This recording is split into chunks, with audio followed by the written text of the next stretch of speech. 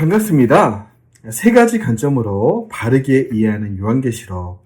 요한계시록의 마지막 시간이자 제가 창세기부터 강의를 시작하고 성경 66권을 다 강의하게 되었는데 그 강의의 또 마지막 시간이 되겠네요. 앞으로도 많이 강의하겠지만 일단 유튜브를 통해 이렇게 영상으로 강의를 남길 수 있게 된 것이 하나님께 감사드리고 제 개인적으로 큰 성장의 동력이 되었고 제 자신에게도 참으로 기쁘고 영광스러운 일들이었습니다. 이 강의를 들어주신 여러분 덕분에 가능한 일이었죠. 너무나 감사드리고 우리 마지막 강의 새 하늘과 새 땅 그곳까지 가봅시다. 지난 시간까지는 일곱째 나팔이 부는 때까지의 우리 역사를 봤습니다. 일곱째 나팔이 불매 죽었던 영혼들, 땅에 묻혀있던 우리 신자들은 부활하게 되고 당시 예수님의 그 재림의 시점에 이 땅에 있는 사람들은 공중에서 예수님을 만나 휴거되는 역사를 우리가 보게 되었습니다.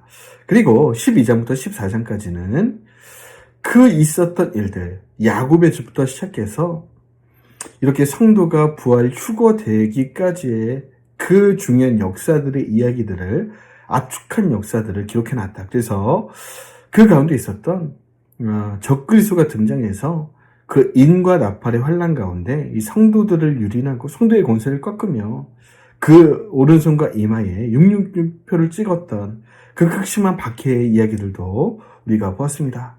그럼에도 믿음을 지키고 그 머리에 어린 양의 인을 받은 하나님의 사람들이 불이 섞인 유리바다를 건너 하나님을 찬양했던 그 이야기까지 우리가 살펴봤는데, 자, 그렇다면 이 땅에 있는 사람들, 세상에 속해서 하나님을 대항하고 하나님의 인을 받지 않고 적그리스도의 인을 받은 그 사람들에게 어떤 일들이 벌어질까요? 그 옛날 애굽에서 애굽 땅에 내려졌던 10가지 재앙은 어찌 보면 예표고 이제 드디어 하나님이 참고 참았던 이 땅을 향한 진노를 7 대접에 담아 이 천사를 통해 내려 보내시게 됩니다. 그래서 이 장차될 일, 이 세 번째 챕터는 진노로 시작합니다. 계시록 16장에서는 하나님의 진노가 담긴 7 대접이 땅에 남아 있었던 자들, 부활 휴거되지 않고 이 땅에서 666표를 받으며 목숨을 부지했던 자들, 즉 휴거되지 않은 사람들이 사는 세상에 아낌없이 부었습니다.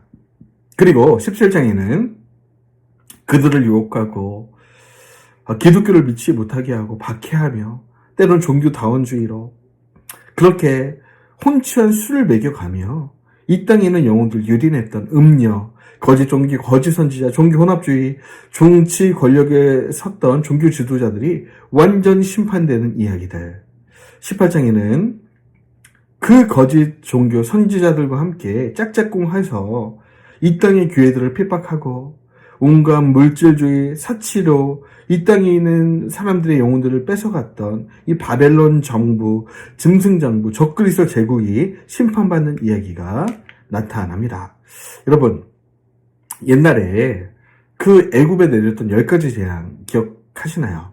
피계의 파, 도금의 흑장, 피의 재앙, 개구리 재앙, 또 이의 재앙, 파리 재앙, 악질 재앙, 복종 재앙, 우박 재앙, 메뚜기 재앙, 그리고 흑암이 임했던 재앙, 그리고 장자가 죽는 재앙.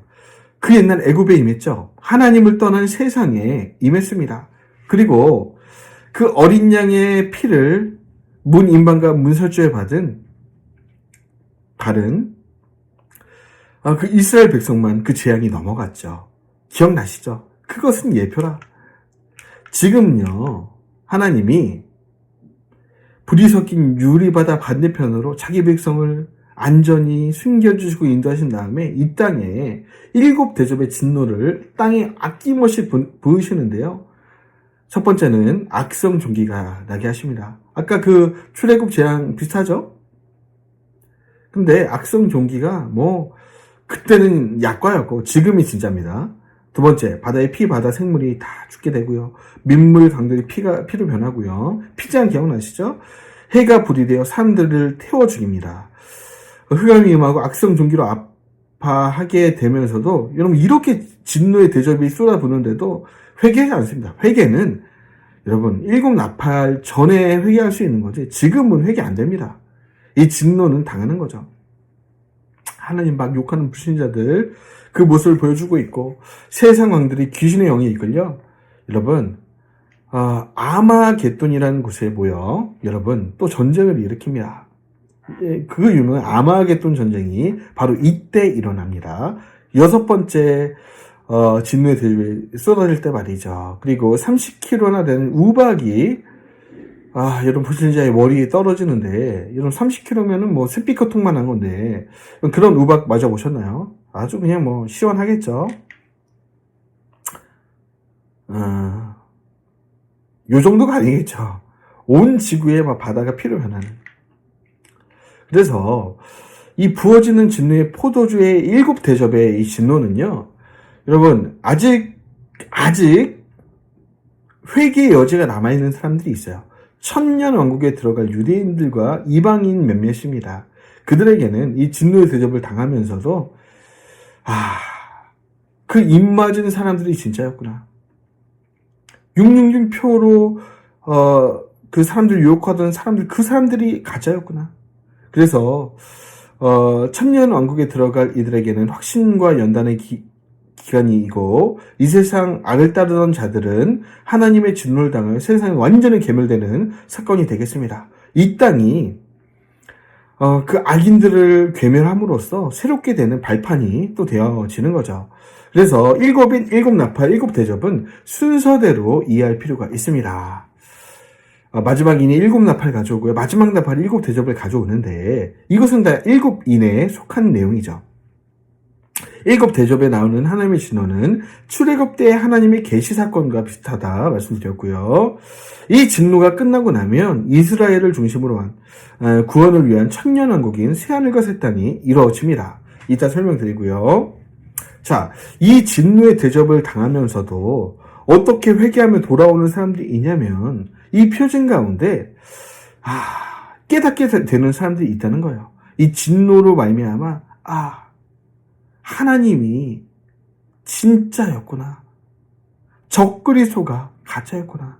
깨닫게 되는 유대인들, 이방인들 일부가 아직 남아있게 된다는 거예요.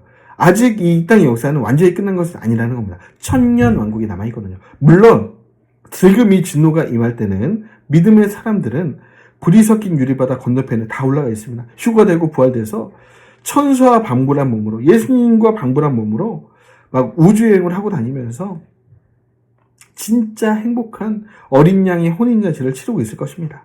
그러나 이 땅에는 대부분의 사람들을 괴멸되지만 그 중에서 아직 마지막 남은 유대인의 회복의 때인 천년 왕국이 남아있거든요. 여기에 들어갈 사람들이 있다는 거예요. 자, 어쨌든 17장에 가시면 음녀의 종말이 설명되어 있다 말씀드렸는데요. 거짓 선지자입니다. 거짓 종교들. 그래서 짐승에 탔다. 정치 권력. 이 땅 짐승 정부에 올라탄 거짓 종교죠. 그러니까 권력과 종교가 같이 힘을 합하면은 여러분 성도의 권세를 꺾을 수도 있다는 겁니다. 그러니까 정치 권력 위에 앉아서 그렇게 세상을 혼치게 하는 잔을 가지고 수많은 영혼들 유린하는 에큐메니칼 종교 그 수장 누구겠습니까? 제가 보기에는 로마 카톨릭이 매우 유력하죠. 정부들도 나라들도 이 교황청의 권력 앞에는 굉장히 이제 힘을 못 쓰죠. 그러니까 정치와 이 종교 권력이 가장 합일화된 대표적인 것이 이슬람, 가톨릭인데 나중에 가면 마지막 때가 되면 이 둘이 또 하나가 될 겁니다. 그래서 완전히 교회는 개토에 몰리게 되고 예수 믿는다고 했을 때 여러분 정말 순교를 각오하는 666표를 받지 아니하면 다 죽게 되는 그런 날까지 이 역사가 진행되는 거죠. 그러나 17장에 보십시오. 이 음녀, 수많은 영혼들을 거짓 종교로 그렇게 끌고 왔던 음녀가 망하게 된다는 거예요. 여러분, 이 음녀의 역사는 그 고대 바벨론부터 시작됩니다. 바벨론에 있었던 아스다롯, 여신이죠. 아수르에 있던 아스다롯, 그리고 그리스에 있던 에누트, 로마에 있었던 아데미 여신, 아르테미스 여신 기억나시죠? 바울이 또 이 아데미 여신상 앞에 가서 또 그렇게 복음을 전하기도 했고, 그리스에 가서 말이죠. 아테네에 가서 말이죠. 자, 어쨌든 이런 그 음녀 역사는 고대 바벨론, 니므롯과 세미라미스 사이에서 난 담무스로부터 시작이 되고요. 마치 삼위일체 같죠. 아빠, 엄마, 아들. 근데 이 세미라미스가 니므롯이 죽자마자 태어난 그 아들 담무스를 일컬어 야, 니므롯이 환생했다 하면서 담무스랑 또 결혼을 하거든요. 그럼 자기는 뭐가 되는 거예요? 니므롯이 신적인 인물로 추앙을 받지 않았습니까? 근데 보세요. 신의 아내였습니다. 세미라미스는. 근데 자기가 아들을 낳았어요. 근데 아들도 자신의 남편이 돼요. 신의 어머니도 되고 남편 되고. 그러니까 신의 어머니이자 신의 남편이자 신. 마리아랑 비슷하잖아요. 이 카톨릭이 추앙하는 마리아와 비슷한데, 그러니까 음녀라는 겁니다. 음녀. 이 세미라미스로부터 수많은 고대 음녀들이 등장을 했고, 여러분 그 이집트의 이시스 형상도 다 이래요. 그 엄마가 아기를 이게 젖을 먹이고 그렇게 그런 형상들이 많은데, 마리아도 보면 아기 예수를 품에 안고 있죠. 그리고 이 세상에 수많은 여신의 그 모습들이 역사 가운데 많이 등장합니다. 사람들 미혹했어요. 수많은 여신들이 이 종교의 수장이 돼서 혼치케 하는 잔을 들고 세상을 호령하는, 그러나 이 음녀와 거짓 선지자들도 제일 먼저 지옥에 들어가게 되는 하나님의 심판을 당하게 됩니다. 나중에 이 카톨릭에 관해서는 특강을 한번 해드릴 텐데, 이 음녀의 수장, 이 짐승 위에 올라탄 음녀의 수장이 아마 가톨릭에서 나오지 않을까. 이미 수장처럼 행동하고 있지 않은가. 의심하지 않을 수 없다. 그래서 가톨릭은 뭐 그 중에서 사람들이야 옳은 사람들이 있겠죠. 하지만 그 교리 자체는 도무지 성경과는 멀리 떨어져 있습니다. 가톨릭은 개신교의 형제 교단이 아닙니다. 같은 집이 아니고 딴 집에 사는 사람입니다. 잘못됐다라고밖에 말할 수 없는, 교리적으로 말이죠.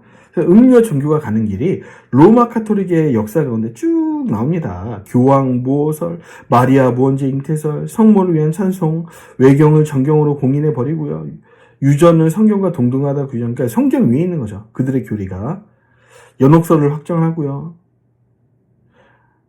성경 읽지 못하게 합니다. 우리 지금 성경을 배우고 읽자고 하는데 가톨릭은 성경 읽지 말자고 했습니다. 성체 숭배, 떡에게 경배하고요.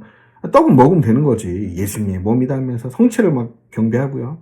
고해 성사, 이거 사람에게 누구의 죄를 구하라고 했습니까, 성경에. 면죄부를 판매하고요, 세상에. 종교 재판소를 설치하고요.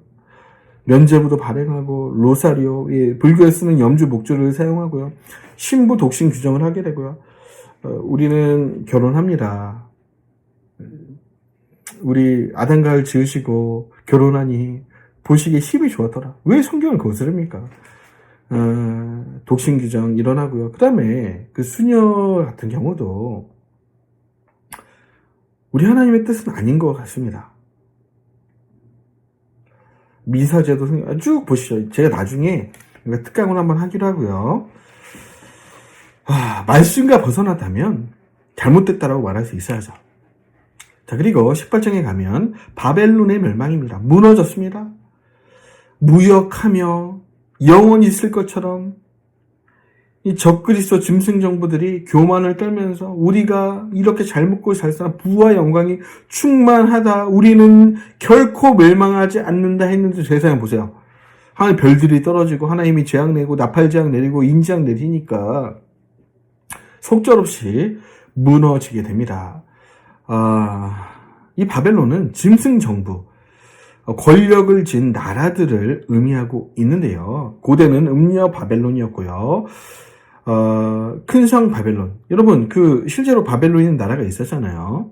그리고 이런 고대 바벨론의 정신을 계승하는 나라들을 일컬어 통칭해서 바벨론 정부, 짐승, 적그리스도 정부, 이렇게 통칭하는 거죠. 시대를 따라 좀 달라지긴 했습니다.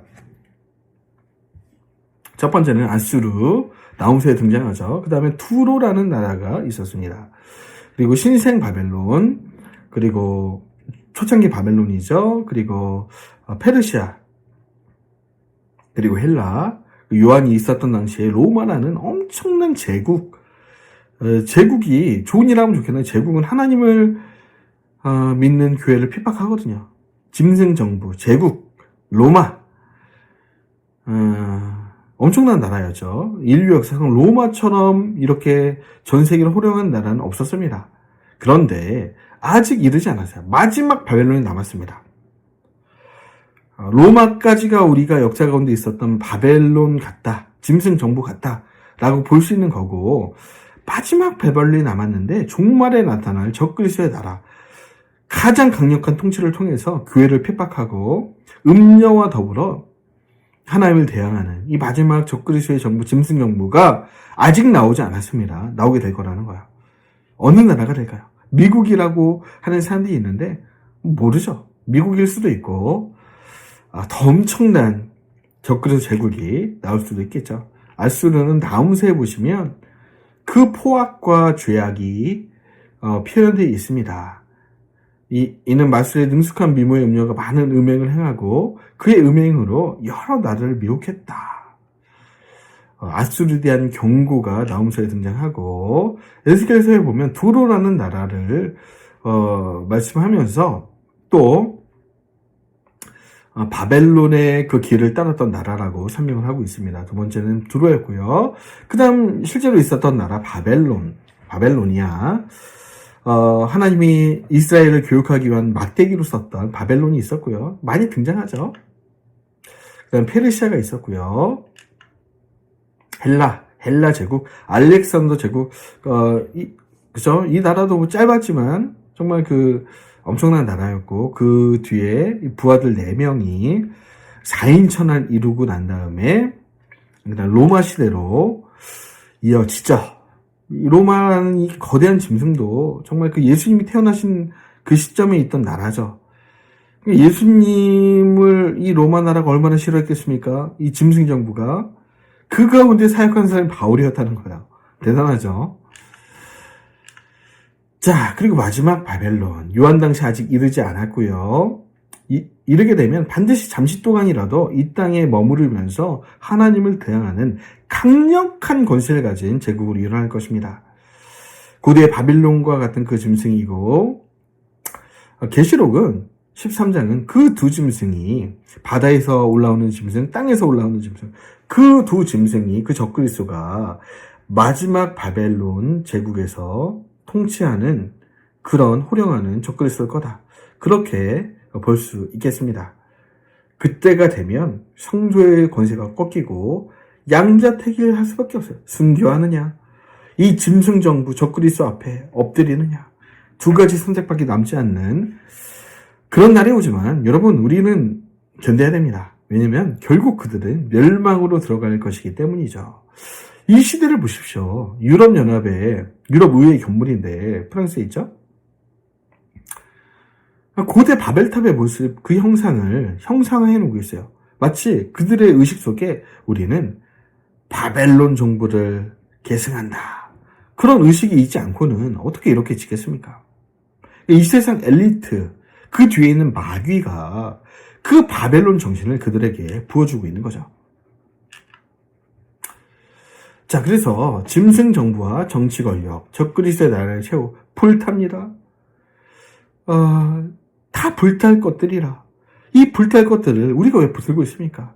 오직 붙들 것은 진리의 말씀과 장차 다시 오실 영원하신 왕 예수 그리스도죠. 그분을 붙드시기 바랍니다. 이 땅에 소망 갖지 마시고 이 세상을 사랑하지 마시고 그리스도를 사랑하시길 바랍니다. 자, 드디어 이제 정말 궁극적인 마지막에 우리가 다다랐습니다. 장차 될 일 마지막 네 번째는요. 19장에 할렐루야 찬송이 울려 퍼지면서 혼인잔치가 거행이 됩니다. 자, 수많은 흰옷 입은 주의 자녀들, 그 짐승의 추를 이기고 머리에 예수 그리스도의 인을 맞은 수많은 휴거되고 부활된 성도들이 공중에서 우리 예수님과 어린 양의 혼인잔치를 하게 되고요. 지상 재림하십니다. 영광스러운 성도들과 함께 여러분 지상으로 재림을 하시고요. 하시는 일이 그 예루살렘 성전에 앉아서 수많은 하나님의 사람들을 순교시키고 그렇게 하나님을 대항했던 적그리스도와 거짓 선지자의 목을 치십니다. 여러분, 그래서 예수님의 재림은요, 그때가 오기 전까지는 오지 않은 겁니다. 예를 들면, 예루살렘 성전이 다시 지어지고 그 성전 위에 앉아서 자신이 하나님이라고 외치는 그 사람이 일어나기 전에는 안 오는 거예요. 지금 예수님 오셔서 제일 먼저 하신 일이 뭐라고요? 그 예루살렘 성전에 앉아 내가 하나님이다 외쳤던 그 적그리스도의 목을 치고 오신다고요. 목을 치기 위해 오시고 오셔서 제일 먼저 하신 일이 바로 이 일입니다. 적그리스도와 거짓 선지자를 산채로 잡아다가 목을 따시고 유황불못 지옥에 던져 넣으시는 거예요. 마귀의 앞잡이 노릇을 하면서 적그리스도가 거짓 선지자 마귀는 아니죠. 마귀의 조종을 받아 이 땅에 있는 사람들을 미혹하고 666표를 받게 하고 그게 수많은 사람 지옥을 끌고 갔던 그 적그리스도와 거짓 선지자들을 산채로 잡아다가 지옥에 보냅니다. 이때 지옥문이 열리기 전까지는 지옥문이 열리지 않았습니다. 지금은요. 믿지 않는 사람들은 음부에 있고 믿는 사람은 낙원에 있어요. 그러니까 예수님의 휴거와 부활 전까지는 다 거기에 있는 겁니다. 그리고 최후의 심판 때 지옥으로 가거나 영원한 천국에 가게 되는 거예요. 그리고 20장의 후반부에 보면 쇠사슬을 가진 천사에게 하나님이 이제 거짓 선지자 잡았겠다. 그 다음에 적그리스도 잡았겠다. 용만 잡은 마귀를 한번 잡아보겠다. 그래서 마귀를 잡으라고 명하시고요. 이 천사가 사탄을 체포합니다. 그리고 지옥에 보내는 것이 아니라 무적행이라는 옥에 가두어 버립니다. 그러니까 영원히 불타는 지옥이 아니고 무적행입니다. 성경에 무적행 혹은 옥이라고 하는데 이 옥과 무적행에 갇히게 됩니다. 그리고 문을 닫죠. 그래서 이 용마귀 사탄이 이 무적행에 갇혀 있게 되는데 이 옥이 뭐냐면 베드전 3장 19절 20절에 그가 또한 영으로 가서 옥에 있는 영들에게 선포하시니라. 그러니까 우리가 잘 이해하기는 어렵지만 지옥에 가기 전에 어떤 옥과 같은 것이 있다는 거예요. 그래서 우리 예수님이 그쪽에 가서 선포하신 그런 일들도 있었다. 그렇게 성경에 기록되어 있고요. 계시록 20장 7절에 보니까 창녀의 참에 사탄이 그 옥에서 놓여 할 때 이 옥도 무적행이라는 동일한 단어 필라케로 표현되어 있습니다. 지옥은 달라요. 지옥은 게헨나라는 건데 마태복음, 누가복음, 야고보서, 베드로서 지옥에 던져놓는다. 예수님과 사도들이 얘기할 때 이 지옥은 게헨나입니다. 영원한 지옥이요. 영원히 불타는 지옥. 그리고 이 용이 마귀가 이 옥에 1000년 동안 갇혀 있는 동안 이 세상에는 용이 없죠. 마귀가 없죠. 시험이 없죠. 바로 이때 시극히 복된 천년 왕국, 문자적인 천년이라고 저는 봅니다. 1000년 동안 여러분 나팔, 진노의 대접을 다 통과하면서 드디어 예수님의 재림하시는 그 모습을 확실히 보고 우리가 틀렸구나. 예수님이 진짜 메시아가 맞구나 인정했던 그 유대인들을 중심으로 지금 우리의 역사 연장선상의 이 지구가 아니고 완전히 새롭게 된 마치 천국과 방불한, 그러나 천국은 아닌, 그러니까 밥도 해먹고 집도 짓고 하되 마귀가 없고 오염이 없고 이 지구상에 있는 모든 이 뭐 더러운 뭐 쓰레기도 없고 하여튼 뭐 새로운 세상입니다. 그러나 천국은 아닌 약간 애매한 그러니까 천국은 아닌 건 왜냐면 이 천년왕국에는 우리는 가지 않습니다. 우리 믿음의 사람들, 어린 양의 혼인잔치를 참여했던 사람들은 아마 예수님과 함께 온 우주를 여행하고 있을 거예요. 이 별들을 통치하면서. 이 천년왕국은 육체를 입고 있는 유대인들 그리고 몇몇 이방인들이 살고 있게 될 영생복락의 천국은 아니지만 굉장히 복된 천국과 방불한, 그리고 구약에 있던 그 수많은 이스라엘의 회복의 예언들이 성취되는 왕국이에요. 그러니까 유대인을 중심으로 한 이스라엘의 회복이 바로 이 천년왕국 때에 성취가 된다는 겁니다. 목사님 왜 이렇게 어려워요? 어렵죠? 이런 강의들은 구약 선지서를 또 읽어가면서, 여러분 왜냐면은 구약 선지서들이 예언된 그 수많은 유대인들의 회복은 일어나지 않았습니다. 인간 역사, 이 역사 가운데는 일어나지 않을 일들이에요. 바로 이 천년왕국 때 일어날 일들입니다. 이때는요, 유대인들이 예수님을 메시아로 인식하게 되고요. 예루살렘이 이 천년왕국의 수도가 돼서 세계 중심이 되고요. 만물이 새롭게 됩니다. 그러니까 지금 우리가 밟고 있는 이 땅 정도가 아니라 완전히 새롭게 된, 정말 인간이 1000년 정도 살 수 있는, 전쟁과 질병이 없는 아름다운 곳. 사람의 수명이 나무의 수명과 같이 되는. 나무 오래 사는 거 1000년 살잖아요. 사람의 수명이 1000년과 같은. 100세 죽은 자가 야, 왜 이렇게 어린 아이가 죽었냐, 그렇게 얘기할 정도로. 그리고 하나님의 동산같이, 천국같이 상함도 해함도 없는 이방인들도 생육하고 번성하는. 그러니까 자연환경이 좋으니까 엄청나게 번성하겠죠. 이슬람교를 비롯해 모든 종교가 사라지고 오직 하나님만 통치하시는, 온 세상이 예루살렘에 와서 초막절을 성수하는.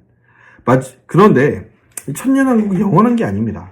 영생 천국은 아니고 이 천년간의 한시적인 왕국이기 때문에 5개의 1000년 동안 갇혀있던 이 사탄이 1000년 뒤에 풀려납니다. 그리고 그 천년 왕국에 있었던 국가와 마국 백성, 중동 백성들을 유혹해요. 미혹해요.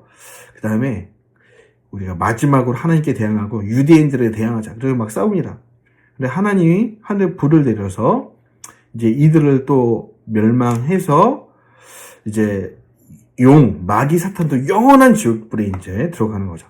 옥이 아니라 영원한 지옥불에 들어갑니다. 그렇게 되면 마귀, 거짓 선지자, 음녀가, 악의 삼일체가 다 지옥에 떨어지게 되는 거죠.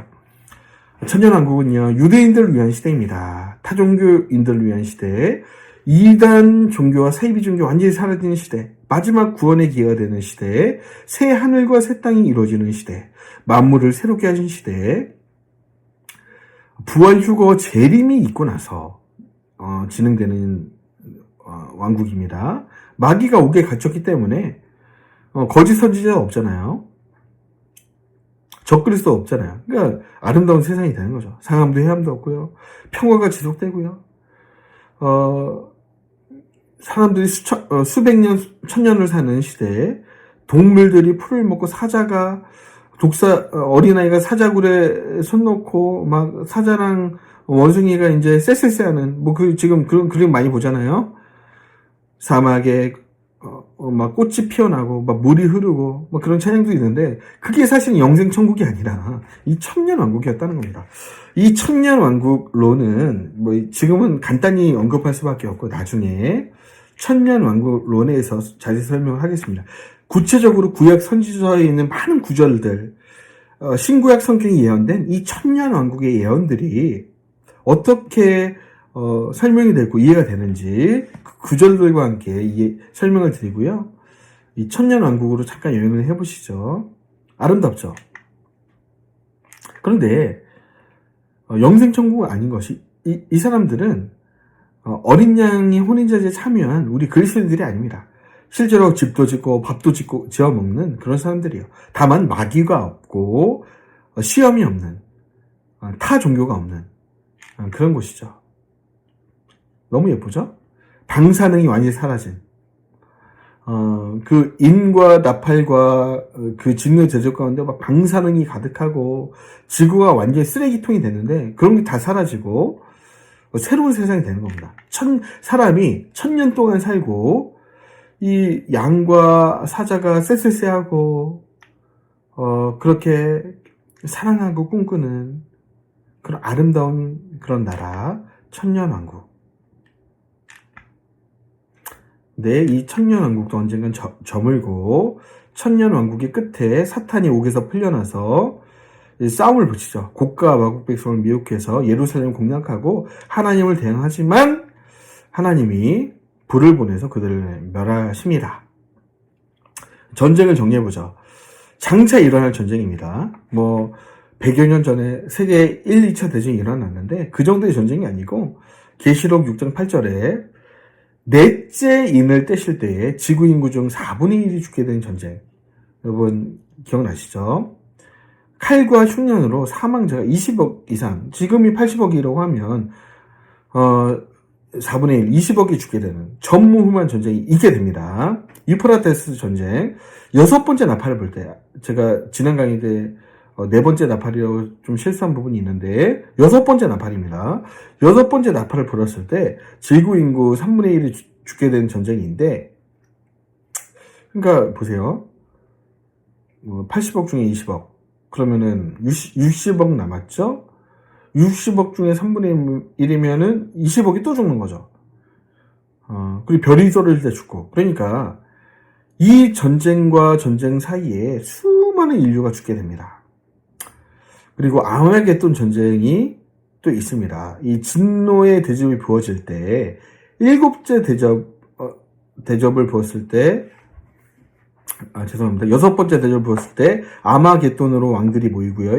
7번째 대접을 부었을 때 큰 성 바벨론이 무너지게 되고 산과 섬들이 온데간데 없이 사라지게 됩니다. 바로 이쯤 있게 되는 전쟁, 아마겟돈의 모형, 전쟁하는 전쟁이 좀 남아있고요.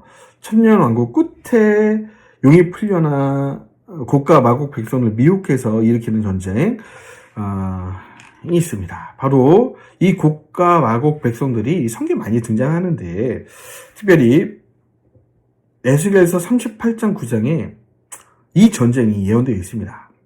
천년왕국 끝에 있어질 전쟁이라고 보시면 되겠습니다. 그래서 용이 결국에 영원한 불못에 던져지고요. 20장에 또 보시면 그 이후에 이제 2차 부활이 일어나는데, 음부에 있던 영혼들이 이제 용이 들어갔고 거짓 선지자 들어갔고 적그리스도 들어갔잖아요, 지옥에. 그러니까 음부에 있던 영혼들이 이제 두 번째 부활, 심판의 부활로 일어나서 이제 백보자, 흰 보자 위에 계신 우리 하나님께 마지막 최후의 심판을 받게 된다는 거예요.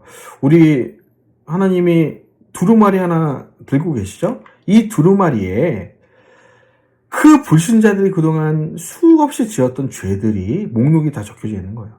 그리고 하나님 얼마나 공정하신지 이 두루마리에 적혀 있는 그들의 죄악의 행위대로 심판하신다는 거예요.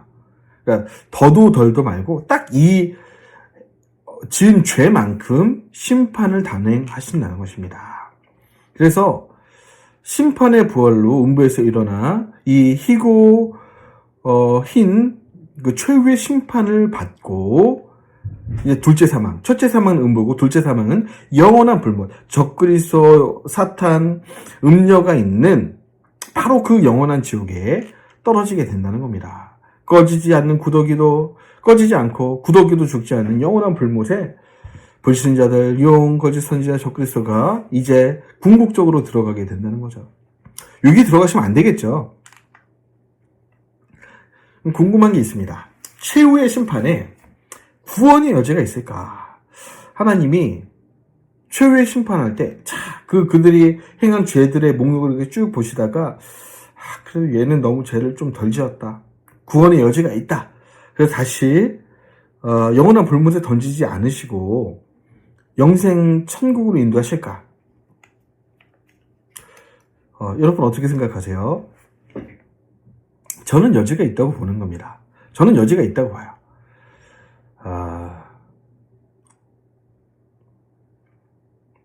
우리 아이들 같은 경우, 뭐 2살 때 죽은 아이들, 태어나자마자 죽은 아이들, 이 아이들은 죄가 없잖아요.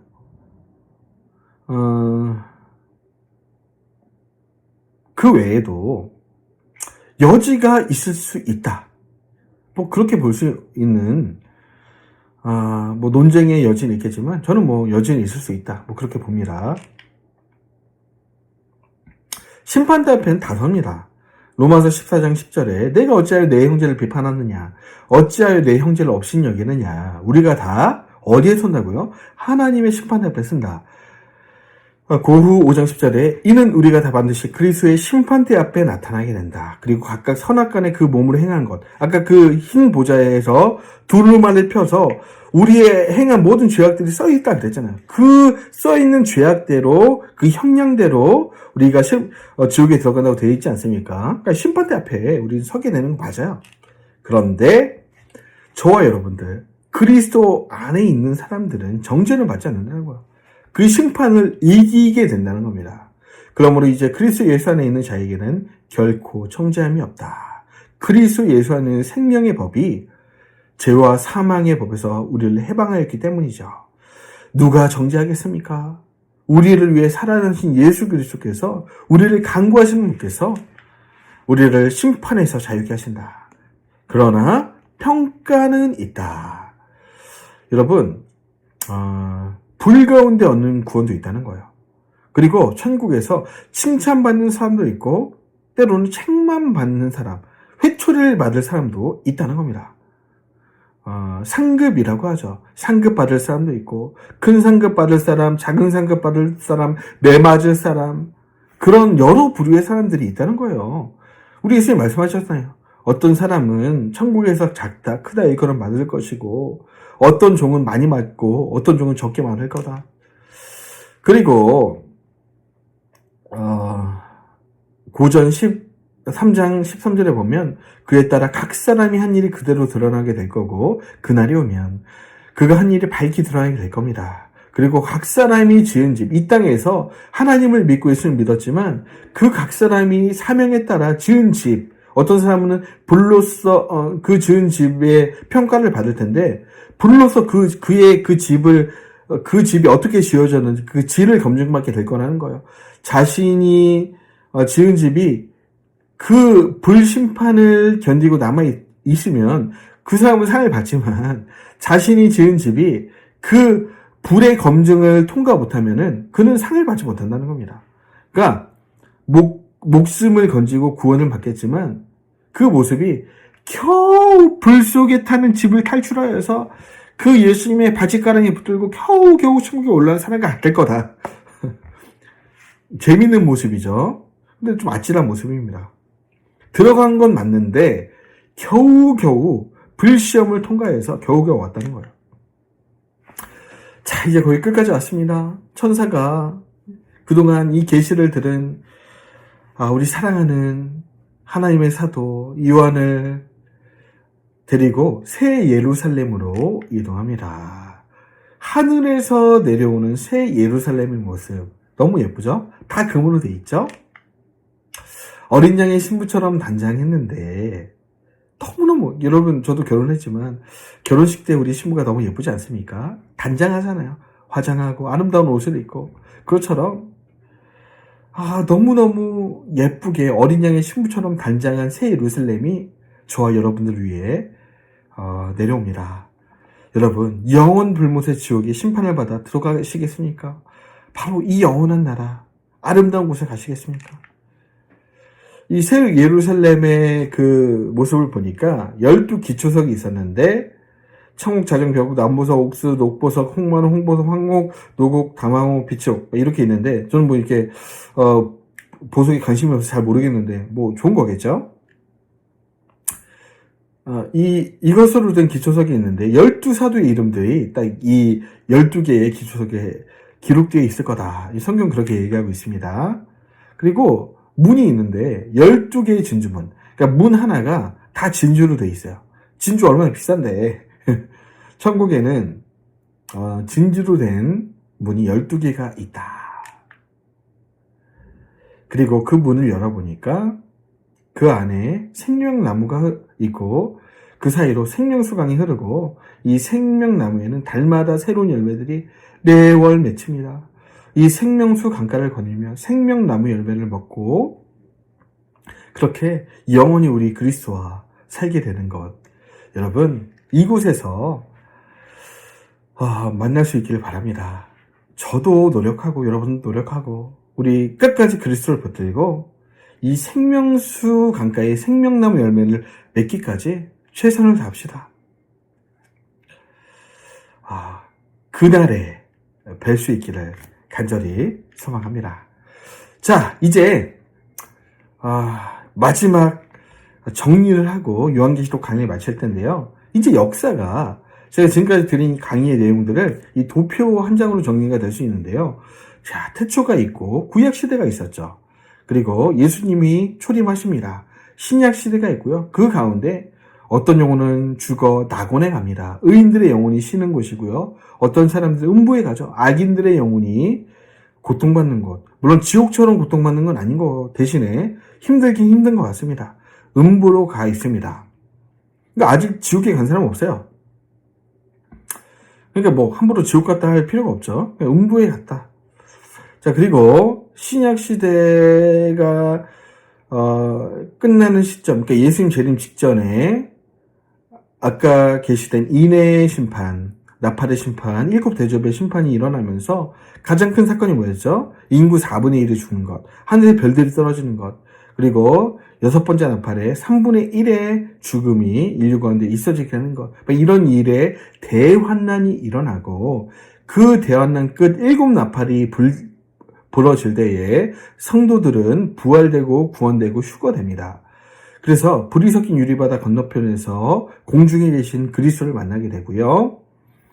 자, 그리고 우리 믿음의 사람들이 그 예수님과 함께 기뻐하고 즐거워하고 있을 때 이 땅에서는 하나님의 불붙는 진노가 떨어지게 되고요. 7가지 진노의 대접이 떨어지게 되고 그 끝에 아마겟돈 전쟁이 일어나고요. 그 다음에 그 후에 예수님이 지상 재림을 하십니다. 구원받은 성도들과 함께 지상 재림을 하시고 그 지상 재림을 다 보고 있던 유대인들, 그 유대인들을 중심으로 천년 왕국이 시작되고요. 이 천년 동안 용은 오기에 갇히게 됩니다. 그리고 음부에 있던 영혼들이 천년 왕국 끝에 최후의 심판, 둘째 부활, 두 번째 부활이죠. 심판의 부활로 일어나 희고 큰 백보자 심판을 통해서 영원한 지옥에 떨어지게 됩니다. 말씀드렸지만 여지는 있을 것 같다. 저는 그렇게 믿고 있습니다. 그리고 천년왕국이 상하고 영생복락의 천국으로 이 역사가 이제 이양되는 것이죠. 이렇게 이 종말론이 깔끔하게 정리가 되었습니다. 재론의 여지 같은 건 없다고 보시면 되겠습니다. 분명히 이렇게 역사가 계시록의 예언대로 진행될 것이다. 그래서 시대를 보면 창조부터 범죄 이전의 시대, 범죄 이후 홍수 심판의 시대가 있었고 홍수 이후 바벨탑 사건 이후 모세 때의 시대가 있었고요. 모세부터 말라기, 구약이죠. 말라기 이후 세례 요한, 예수님의 초림까지 예수님과 사도, 속사도의 시대, 성령 시대, 사도행전 시대, 그리고 그 이후 로마 가톨릭의 천년의 부패 시대, 종교개혁 이후 현재까지의 시대, 지금이죠. 혼란과 배도와 변질의 시대, 성경을 집어 던지고 종교 다원주의로 가고 있는 시대, 환란과 고통의 시대부터 휴거까지의 시대, 우리가 지금 봤던 요한계시록 인과 나팔의 환란의 시대입니다. 그리고 예수님의 지상 재림과 이를 본 유대인들의 애통과 회개가 있고 유대인들을 중심으로 한 천년왕국의 시대, 그 이후 최후의 심판과 영원한 천국이 이어지는 그런 역사 시대가 있게 될 것입니다.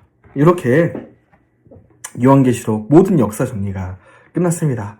여러분, 이 강의를 반복해서 보시고 정리하셔서 여러분 그 어려웠던 요한계시록 이단에 빠진 사람들에게 전해주시고 또 가르치시고 또 우리도 그 영원한 천국에 들어가도록 부단히 성경을 읽고 가르쳐서 하나님의 상을 받는 그런 멋진 그리스도인들 다 되시기를 바랍니다. 이제 진짜 창세기부터 요한계시록 이 강의가 끝났네요. 이제 오프라인으로 여러분을 뵐 수 있는 기회가 있었으면 좋겠네요. 그동안 시청해주셔서 감사드리고 또 이 강의 자주 반복해서 또 보시고 리마인드 하시길 바랍니다. 자료들은 얼마든지 드릴 거니까 이메일로 연락 주시기 바랍니다. 감사합니다.